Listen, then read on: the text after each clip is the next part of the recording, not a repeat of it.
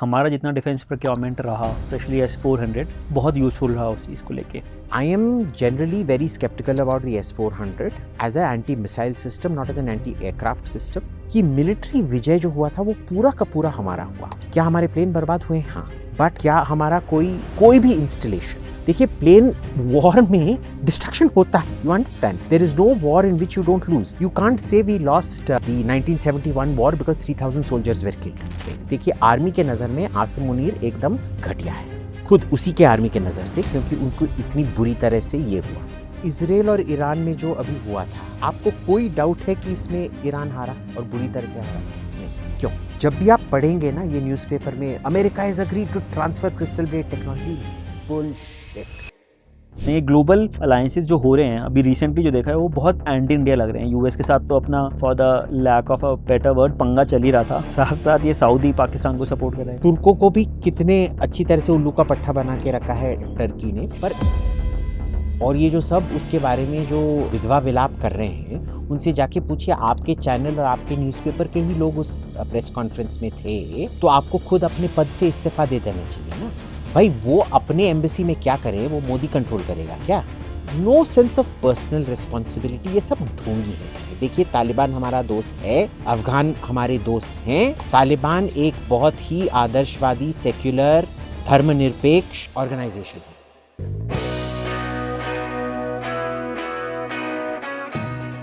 Hello sir, welcome to the channel. Thank you. It's a privilege to have you here and in this beautiful environment to discuss all of the things. Sir सबसे पहले तो जो हम recent developments हुए, जैसे operation सिंदूर हुआ, उसमें एक बहुत सारा जो नैरेटिव था वो ये था कि हमारा जितना डिफेंस प्रोक्योरमेंट रहा, स्पेशली S-400, बहुत यूज़फुल रहा उस चीज़ को लेके। बट अगेन पॉलिटिकल पार्टीज़ के अलग अलग स्टैंड्स थे जब से वो प्रोक्योरमेंट हुआ, और एक हमारा रिलायंस भी है थोड़ा डिफेंस में लेके रशिया से। तो आपके जो हमारे करंट वॉर इक्विपमेंट्स हैं उसके बारे में क्या व्यूज़ हैं? देखिए मैं उससे जाता हूँ जो मैं देख सकता हूँ काम कर रहा है करके, ठीक है ना। और उसमें क्या है आप देखेंगे कि द मेन थिंग इज, जो भी इंडियन इक्विपमेंट था वो आपने देखा कि उसने परफॉर्म कैसे किया, ठीक है। जो एयर डिफेंस सिस्टम था, उसने एक भी पाकिस्तानी मिसाइल को अंदर आने नहीं दिया, ना ही तो ड्रोन, ना ही तो उन्होंने सिरसा एयरबेस पे बैलिस्टिक मिसाइल चलाया था और वो भी अंदर नहीं आया, ठीक है। That was also intercepted, that was intercepted by the Akash. जो दो फॉरेन सिस्टम्स बहुत अच्छे काम किए वो थे, एक हमारा ब्राह्मोस मिसाइल और दूसरा था फ्रेंच स्कैल्प मिसाइल। और जब आप वीडियोस देखेंगे, आप रात को भी पता लगा सकते हैं कि कौन सा मिसाइल है। पता है कैसे? जब ब्राह्मोस स्ट्राइक करेगा, आप पहले वो स्ट्राइक को देखेंगे, फिर वो मिसाइल का आवाज़ सुनेंगे, क्योंकि वो सुपरसोनिक जाता है। और जो स्कैल्प मिसाइल है वो सबसोनिक है, तो आप पहले वो ऊ करके सुनेंगे और फिर वो जाके हिट करेगा, ठीक है। So you know which is which. Now हम उसी बेसिस पे कर सकते हैं जो हम देखते हैं। ये जो S-400 का आया है, ये बोला गया है कि भाई इसने कुछ हिट किया बहुत दूर। अब हमने बहुत ढूंढने की कोशिश की कि उसने क्या हिट किया, क्योंकि आप अगर वो कुछ एयर टू एयर हिट करता है ना, आप उसको काफ़ी जल्दी उसका ट्रेस लगा सकते हैं कि कहाँ हिट हुआ है। अभी तक हमको कुछ मिला नहीं है, ठीक है। और इसमें क्या है कि some of the ground hits we know through ground sources, we don't have confirmation but we know through ground sources. तो जैसे भुलारी में वो एक भुलारी एयरबेस में एक हैंगर को हिट किया गया, उसमें we know there is some aircraft, we don't know what aircraft is there, पर जो हाई रेजोल्यूशन इमेजेस हमने देखे हैं उनमें कुछ तो है। जेकबाबाद एयरबेस में जो हैंगर हिट हुआ था, उसमें we have only ground sources, we do not have imagery, और at least imagery that we can, जिसमें कुछ दिखाई दे रहा है। बट वी हैव हर्ड कि 3 F-16s एक्स जॉर्डेनियन F-16s उधर पार्क्ड थे, जो हमको जो हमने इररिकवरेबली डैमेज कर दिया है। आपको याद होगा जब ये बालाकोट स्ट्राइक हुआ था, वी हैड द इमेजरी, हमने वो दिखाया था कि वो 3 डॉट्स वाला इमेजरी है। तो हमेशा बैटल डैमेज असेसमेंट इसी पे होता है कि आप क्या देख सकते हैं। I am generally very skeptical about the S-400 as an anti-missile system, not as an anti-aircraft system. But we have not. We have asked the Air Force. The Air Force, in fact, asked us to scan and check. Not me, but ये Daniel Simon नाम का है ना, वो डेट्रेसफा Twitter पे, उसको पूछा गया, he hasn't been able to find anything, and if he can't find it, then nobody else can. आखिर अगर आप देखोगे ना, वॉर एक पॉलिटिकल चीज़ होती है, आप समझ रहे हैं? वॉर में जो जीत होता है ना, वो पॉलिटिकल होता है। जैसे आप देखेंगे पाकिस्तान में बोलेंगे कि भाई Aurangzeb was the greatest emperor, वो हमेशा जीतता था। भाई उसकी जीत में उसको उसकी पूरी एम्पायर डिस्ट्रॉय हो गई। उसी के रेन में वो पूरा का पूरा 20-30 साल दक्षिण में आके गेरिला वॉरफेयर फाइट करते रहा, and it broke him, it destroyed him, it killed him, and the Mughal empire broke up. There was no Mughal empire after Aurangzeb, है ना? ये जीत हमेशा पॉलिटिकल होता है, और हमको ये है कि भाई जो सिंदूर में हुआ कि मिलिट्री विजय जो हुआ था वो पूरा का पूरा हमारा हुआ। क्या हमारे प्लेन बर्बाद हुए? हाँ। बट क्या हमारा कोई भी इंस्टॉलेशन, देखिए प्लेन वॉर में डिस्ट्रक्शन होता है, you understand? There is no war in which you don't lose. You can't say we lost the 1971 war because 3,000 soldiers were killed. You can't say we lost the 1965 war because so many soldiers were killed. Losses happen in war. We won it militarily. The problem is ये जो narrative loss था ना, क्योंकि वो जो दो ladies थे, वो फर्स्ट शो के लिए बहुत अच्छे थे, बट आफ्टर दैट ये red statements are not the things you needed to have. वो जो 4 एयर मार्शल, नेवी एडमिरल और आर्मी जनरल जो प्रेस कॉन्फ्रेंस कर रहे थे, जो 5वें दिन से शुरू हुआ, जब पूरे दुनिया की नज़र उठ गई, तब आपने अपना एक्चुअल इंफॉर्मेशन कैंपेन शुरू किया, which is not the way it works, right? ये पहले दिन कोई करना था। द प्रॉब्लम नाउ इज़ कि पब्लिक के नज़र में, देखिए आर्मी के नज़र में आसिम मुनीर एकदम घटिया है, खुद उसी के आर्मी के नज़र से, क्योंकि उनको इतनी बुरी तरह से ये हुआ है। पर पाकिस्तानी पब्लिक के नज़र में, क्योंकि पाकिस्तानी पब्लिक ऐसा है, अगर आप बोल देंगे कि भाई इसने ब्लास्फेमी किया, इसने नबी के बारे में कुछ बोल दिया, तो immediately go burn everything, destroy everything. तो आप बोलेंगे अरे हम जीत गए, ये वो, they believe it. So, there is a lot in the integrated sphere of war that we have to learn. अब इसमें आपका तीसरा क्वेश्चन था कि भाई ये इम्पोर्टेड सामान क्यों? सर उससे पहले मैं एक चीज़ पूछूंगा, इस पे थोड़ा सा क्रॉस है कि आपने नैरेटिव की बात की। जब आर्मी कॉन्फ्लिक्ट्स होते हैं तो उसमें नैरेटिव, जैसे पहले अगर 71 की वॉर बोलें या फिर कारगिल में भी, तो नैरेटिव्स उतने इंपॉर्टेंट नहीं थे, ठीक है? क्योंकि अगर हमारी आर्मी ने बोला कि हमने जाके मारा, प्लस अगर ठीक है डैमेजेस हुए, विच इज़ फाइन। आजकल बिकॉज ऑफ सोशल मीडिया या whatever platforms we have, ये चीज़ ज़्यादा हर इंसान ट्विटर पे या लिंक्डइन पे ये पूछ रहे हैं कि ठीक है हमारे 5 राफेल डैमेज हुए हैं, नहीं हुए हैं, हमें बताओ। एक तो strategy wise is it wise कि हमें बताना पड़े ऑडियंस को, अपनी जनता को, कि यार ये हमारे लॉस हुए हैं, इसकी ज़रूरत है क्या? नैरेटिव बिल्डिंग की ज़रूरत क्या है मॉडर्न वॉरफेयर में? See my thing is why deny a loss? जब आप लड़ाई करते हैं, लॉसेस ओपनली एडमिट करो, इसमें क्या जाता है? कुछ जाता है नहीं। देखिए, and I would disagree completely, Kargil was completely a narrative victory. पूरा का पूरा कुछ भी लड़ाई पाकिस्तान के साइड पे नहीं हुआ था, पूरा का पूरा लड़ाई हिंदुस्तान के साइड पे हुआ था, and we actually had the complete narrative, क्योंकि उस टाइम प्राइवेट टीवी चैनल्स इधर आ गए थे जो पाकिस्तान में नहीं थे, और पूरा जो सैचुरेशन मीडिया कवरेज था वो इंडियन मीडिया कवरेज था, वो पाकिस्तानी मीडिया कवरेज तो था ही नहीं, ठीक है? इधर इनफैक्ट क्वाइट द कॉन्ट्ररी, क्या हो रहा था कि कई सारे मिलिट्री के लोग कॉल करके गलत गलत इन्फॉर्मेशन दे रहे थे, सरासर, आई मीन फॉरगेट गलत इन्फॉर्मेशन, सरासर झूठ भी बोल रहे थे लोगों से। आई रिमेंबर जब ये पाकिस्तानी पायलट कैप्चर होने का वो अफवाह फैलाया गया, 2 anchors were called and told कि अरे भाई वो मेरे सामने ही खड़ा है। हाँ, so you can't run a thing like that, you can't have individual commanders just calling up whoever and telling people like that. ये narrative crafting is a very specific thing. तो ये नैरेटिव में ना हमको बहुत काम करना पड़ेगा, क्योंकि जो उधर 1998-99 में कारगिल के टाइम जो ऑर्गेनिकली हुआ, जो कुदरती तौर से हुआ, क्योंकि उधर हमारे प्राइवेट चैनल्स थे, उधर प्राइवेट चैनल्स नहीं थे। अब पाकिस्तानी बहुत स्मार्ट हो गए boss. So you can't under estimate your enemy. तो चेंजिंग कॉन्टेक्स्ट में नैरेटिव्स का भी उतना ही इम्पोर्टेंस है जितना कि एक्चुअल वॉर जीतने का है, क्योंकि आई थिंक इस चीज़ पे जो अपना डोमेस्टिक ऑडियंस भी है उसने बहुत ज़्यादा इस चीज़ पे फोकस किया कि हमें इन्फॉर्मेशन दो, हमें इन्फॉर्मेशन दो। तो ये नैरेटिव वॉर इंटरनल जो ऑडियंस है उसके लिए ज़्यादा इंपॉर्टेंट है या फिर ग्लोबल मैसेज देने के लिए? ग्लोबल मैसेज देने के लिए, but it is also internally very important. वो कभी भी वो डाउट नहीं होना चाहिए एक हिंदुस्तानी के दिमाग में कि हम ये वॉर जीते थे। पर वो डाउट देखिए, वो डाउट का वो थोड़ा सा रूम भी नहीं रहना चाहिए। आप समझ रहे हो ना? जैसे आप देखोगे इजराइल और ईरान में जो अभी हुआ था, आपको कोई डाउट है कि इसमें ईरान हारा और बुरी तरह से हारा? नहीं। क्यों? बट ऐसा ये 1970s में वियतनाम वॉर चल रहा था, एक चीज था टेट ऑफेंसिव। अगर आप जाके देखोगे कोई विकिपीडिया पेज, कोई बुक पे, बहुत ज्यादा बड़ा सेक्शन होगा टेट ऑफेंसिव पे।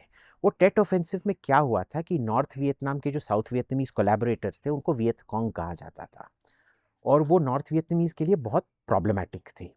तो वो हमारे साथ लड़ रहे हैं, पर हम उनको मार भी डालना चाहते हैं। तो उन्होंने क्या किया कि उन्होंने ये टेट ऑफेंसिव रचा, जहां वियतकॉन्ग ने जाके पूरा वो बॉर्डर क्रॉस करके पूरा अमेरिकन साबोटाज करने की कोशिश की। वो वियतकॉन्ग के लिए पूरा मिलिट्री डिजास्टर था, और ऐसा एक सोच विचार है कि नॉर्थ वियतनामीज आर्मी ने जानबूझ के किया ताकि वो वियतकॉन्ग खलास हो जाए। बट वो इतना बड़ा मिलिट्री डिजास्टर होके भी वो 2 दिन में डिफीट हो गया था। टोटल 7 दिन लगा था उसको सब मॉपिंग अप ऑपरेशन जिसे कहते हैं करने में, पर वो 2 दिन में डिफीट हो गया था।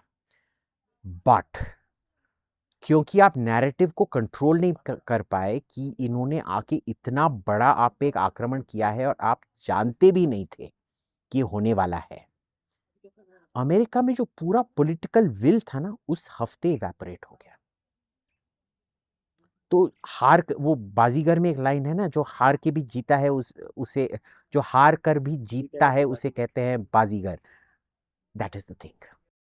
सर जैसे आपने ईरान और यूएस की बात की या इजराइल की बात की, वहाँ पर बहुत डिसप्रोपोर्शनेट डिफरेंस था उनकी पावर्स में, प्लस जोग्राफिकल एडवांटेज था कि ईरान में उन्होंने जाकर ये सब किया और कुछ बॉर्डर यूएस के साथ शेयर नहीं है, तो आई थिंक वहाँ पर इजी था जो कॉन्फ्लिक्ट था। Much tougher.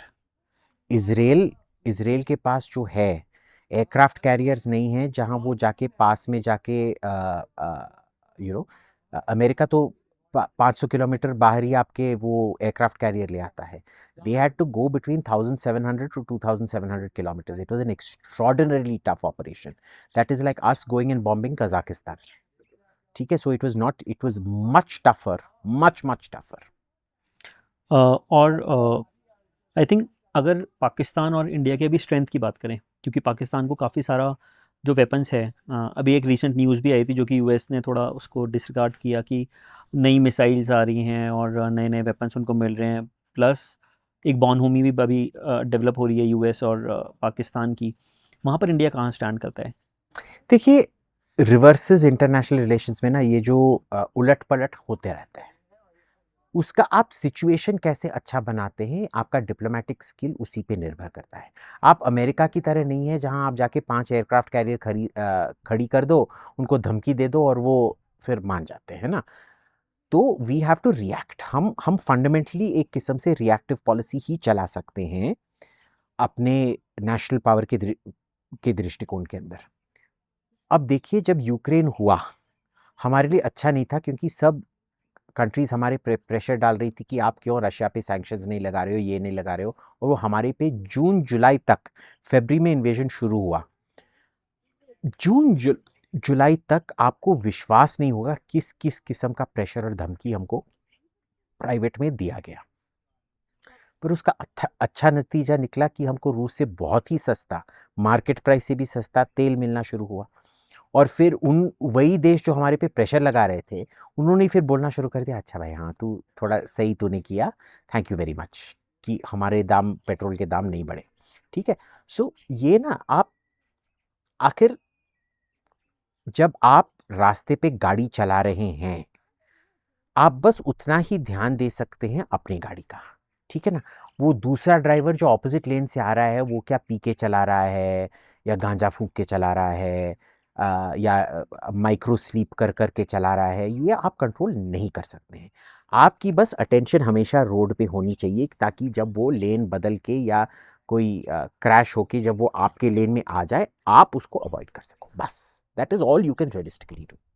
और सर जो अपना शिफ्ट हुआ है, आई थिंक ये इंडिया थोड़ा जब से हम देख रहे हैं 2014 से या उसके बाद से, थोड़ा सा वो एक बैलेंस बना रहा था यूएस और रशिया के बीच में। बट जब से डोनाल्ड ट्रंप आए हैं अभी सेकंड टर्म में, ये जो सिचुएशन है बड़ी डाइसी हो गई है, क्योंकि उन्होंने इंडिया को बहुत ज़्यादा कॉर्नर करना स्टार्ट कर दिया है। और इंडिया आई थिंक इतना कॉर्नर होने वाला नेशन नहीं है। ऑल्दो यूएस से कंपैरिजन में इकोनॉमिकली हमें मतलब कुछ चीज़ें सुननी पड़ती हैं, सहनी पड़ती हैं और टॉलरेट करनी पड़ती है, अपना पाथ थोड़ा चेंज करना पड़ता है। बट जो रिलायंस अभी हमारा वापस जो स्ट्रेटेजिक शिफ्ट है वो टुवर्ड्स रशिया हो गया है। और रिसेंटली चाइना से भी हमने वापस जो पीएम मोदी हैं वो गए, तो वो कैसे चेंज हो रहा है? I don't think that is the case, I think that's overstating the case. ये जो चीन पे तो रिलायंस कभी नहीं होने वाला है, ठीक है। वो बस थोड़ा फोटो अपॉर्चुनिटी के लिए है, कि हमको दिखाना है कि भाई देख हम वो जब मियाँ बीबी के बीच में ये होता है ना, तो कहीं आप बाहर जाके किसी और कोई सुपर मॉडल से फोटो ले लो, जो मैसेज घर पे जाना होता है वो चला जाता है, ठीक है ना।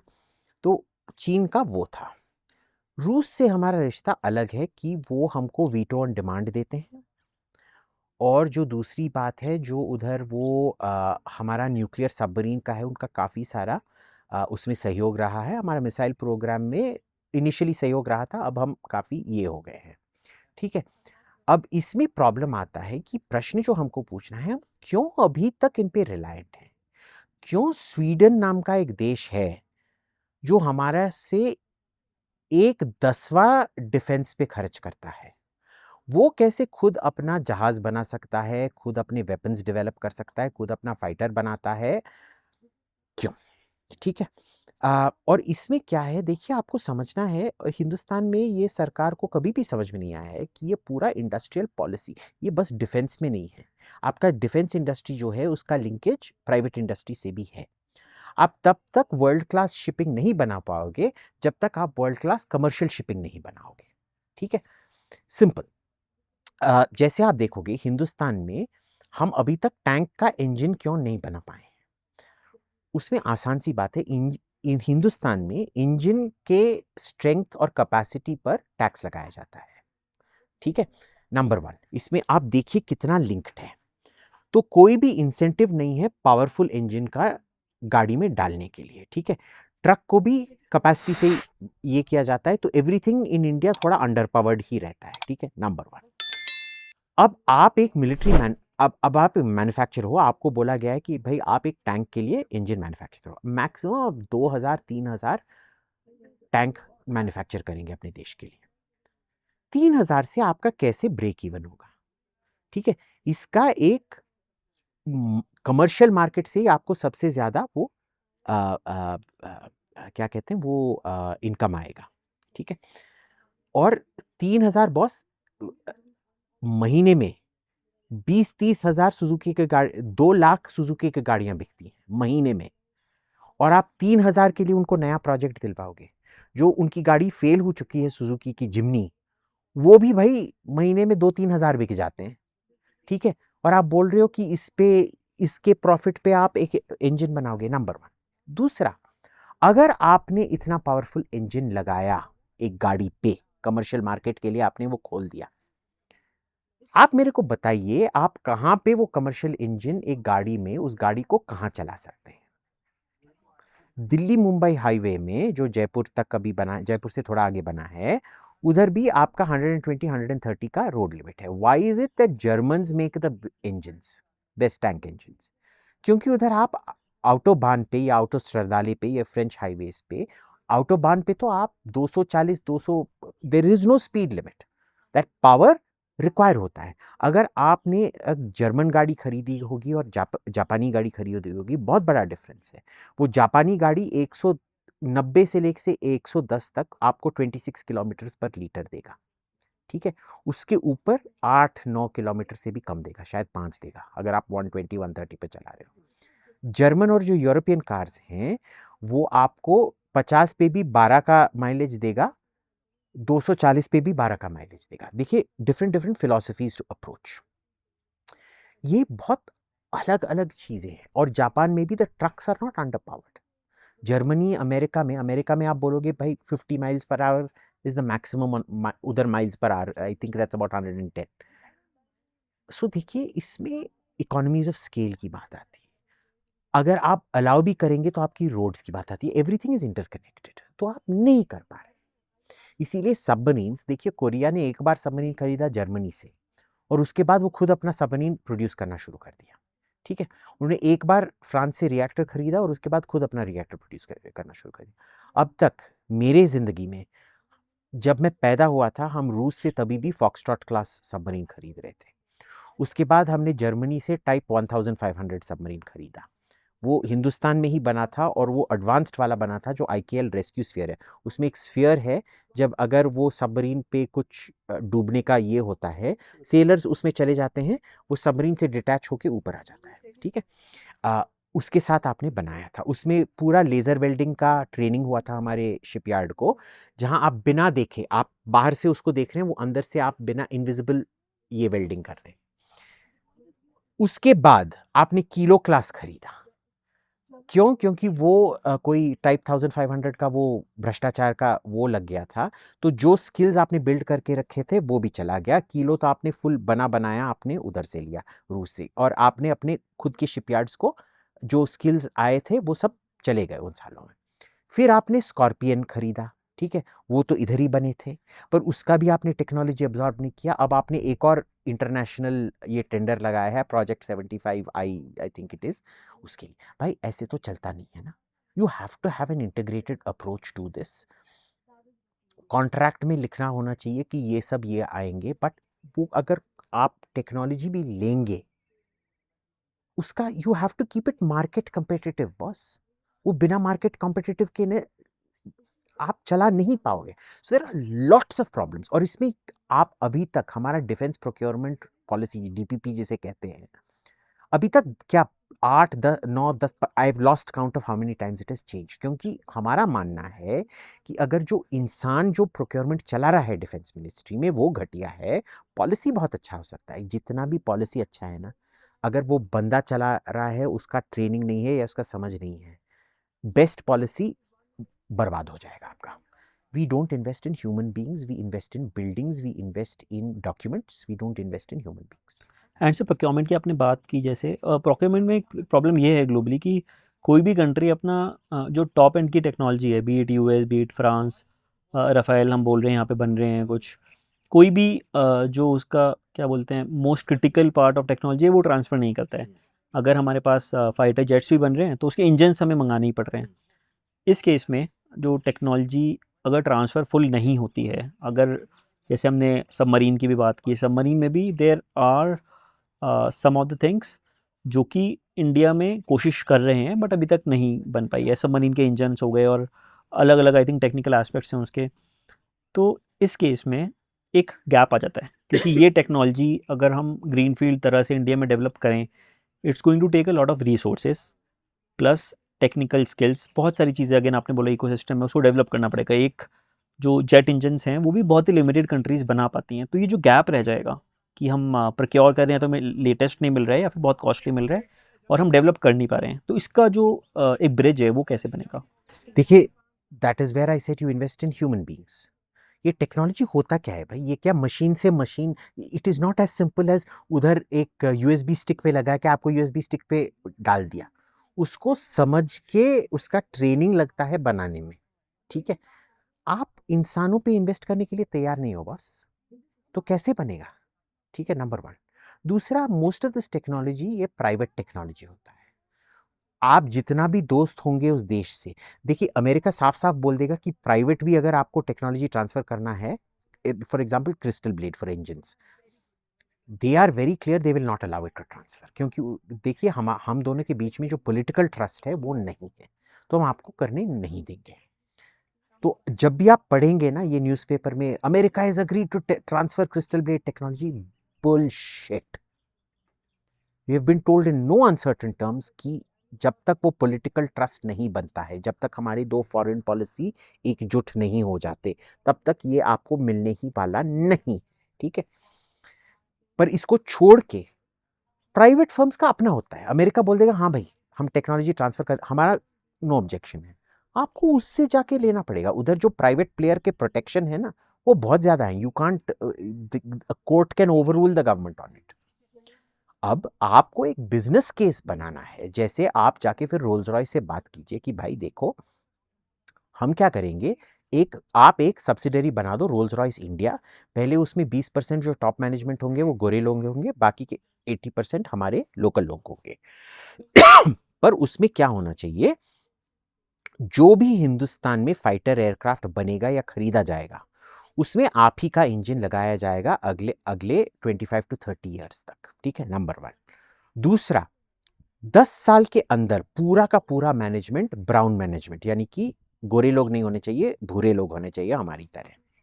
तीसरा, 15 साल के अंदर डोमेस्टिकली वही भूरे लोग रोल्स रॉयस में बैठ के अगला जनरेशन इंजन डेवलप करना चाहिए, जिसमें कम से कम 5 से 15% इंप्रूवमेंट हो।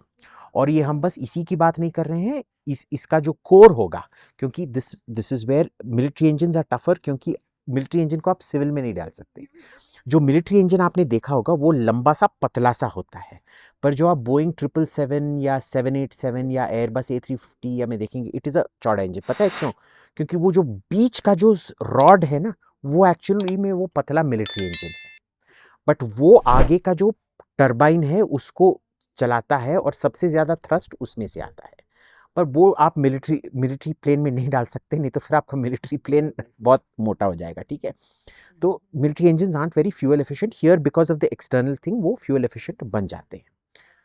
तो आप बोल सकते हैं कि यही कोर जो हम मैन्युफैक्चर करेंगे, ठीक है, 70% जो आपके कोर्स हैं वो, पर जो 30% इंडिया में मैन्युफैक्चर्ड कोर्स आपको इंटीग्रेट करना पड़ेगा आपके इंटरनेशनल प्रोडक्ट में, so you make a commercial case. Sir एक चीज़ जिसमें जो मैं आपके व्यूज़ चाहूँगा वो है, हम आई थिंक बिगेस्ट थ्रेट जो बोलते हैं अभी कि टू फ्रंट वॉर अगर होता है, हमने पहलगाम के टाइम भी देखा, चाइना सपोर्ट करता ही है इधर ओपनली या फिर थोड़ा हिडन वे में, प्लस टर्की भी आ गया है जो कि वेल फंडेड नेशंस हैं। अभी सऊदी अरेबिया ने एक डील किया पाकिस्तान के साथ, तो ये कहाँ आप इसको कैसे फिट करते हैं, ये ग्लोबल अलायंसेस जो हो रहे हैं अभी रिसेंटली जो देखा है वो बहुत एंटी इंडिया लग रहे हैं। यूएस के साथ तो अपना for the lack of a better word पंगा चल ही रहा था, साथ साथ ये सऊदी पाकिस्तान को सपोर्ट कर रहे हैं।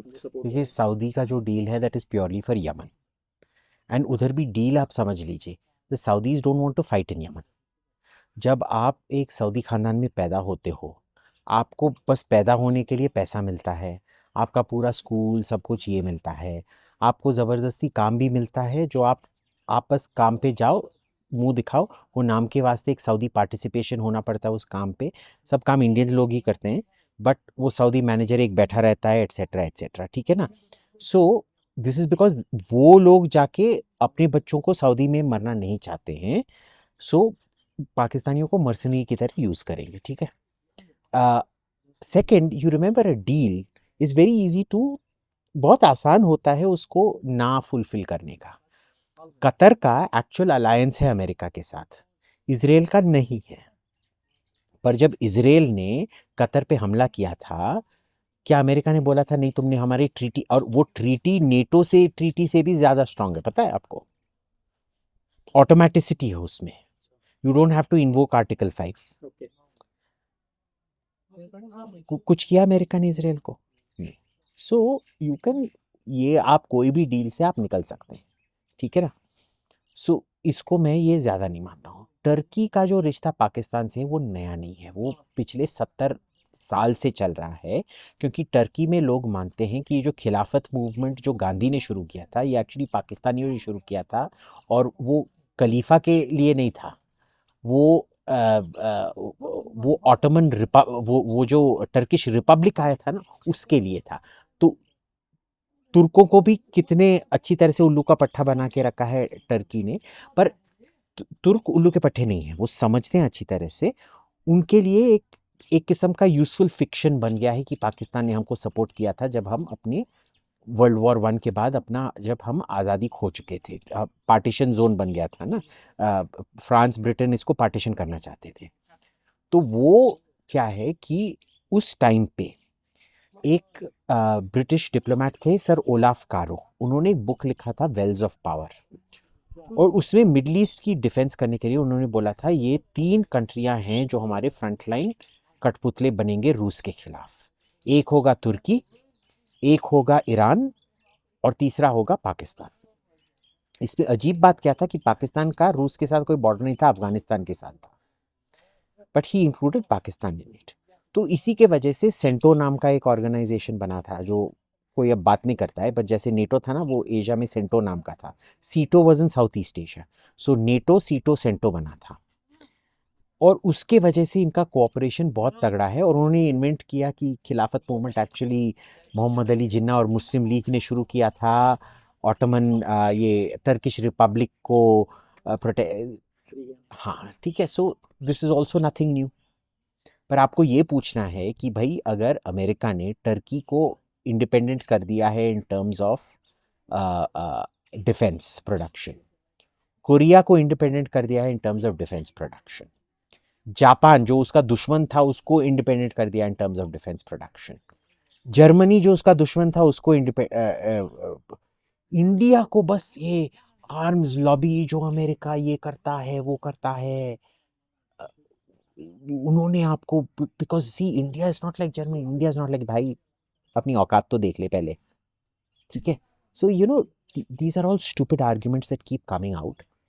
वैसे there was a clown the other day telling me, आपको पता है 3mm चिप्स आजकल हम बना रहे हैं भाई, the only chip etching company आजकल नेदरलैंड्स में है। ताइवान भी जो चिप्स बनाता है ना, वो जो बनाने वाला मशीन है वो नेदरलैंड से आता है, right. The sheer level of lack of information or disinformation that happens here, अब क्या करोगे इसका? अब you can't do much. तो sir I think what I get from it is कि सऊदी से तो जो उनका पैक्ट हुआ है पाकिस्तान का, उससे वरीड होने की ज़रूरत नहीं है। The measures that we can take is कि सऊदी से अच्छा रिलेशन रखो, ताकि पाकिस्तान को यूज़ करेंगे। सऊदी से हमारा अच्छा रिलेशन है और रहेगा, क्योंकि सऊदी हमारे खिलाफ कुछ करने वाला है नहीं, ठीक है। ये यमन के लिए डील बना है, शॉर्ट टर्म डील है। और देखिए सऊदी का सबसे बड़ा दुश्मन तो ईरान है, जो शिया सुन्नी है, क्योंकि उनका जो ऑयल एरिया है जो कुवैत के पास है, उसमें तो पूरा के पूरे शिया बैठे हुए। एक भी एरिया नहीं है सऊदी अरेबिया का जो सुन्नी है जिसमें ऑयल मिलता है, पता है आपको? पूरा का पूरा उस छोटे से कुवैत, जो ऑयल वेल्स इराक से कुवैत से शुरू होते हैं वही सऊदी अरेबिया में जाते हैं, और वो पूरा मेजॉरिटी लगभग 90% शिया है होता है, पता है। अब उधर क्या होता है, अब शायद कम हुआ होगा क्योंकि काफ़ी सारा ये पॉपुलेशन उधर मूव किया गया है। अब ईरान बैठ के क्या करेगा भाई? अगर सऊदी अरेबिया कुछ करेगा, हिंदुस्तान के खिलाफ नहीं करेगा, मोस्टली ईरान के खिलाफ करेगा। हुदीज आर हु? हुदीज तो ईरान के प्रॉक्सीज हैं ना। तो ईरान और पाकिस्तान के बीच में क्या होने वाला है देख लीजिए। और वैसे भी आपको पता है तालिबान तो हमारे बहुत घनिष्ठ दोस्त बन गए हैं।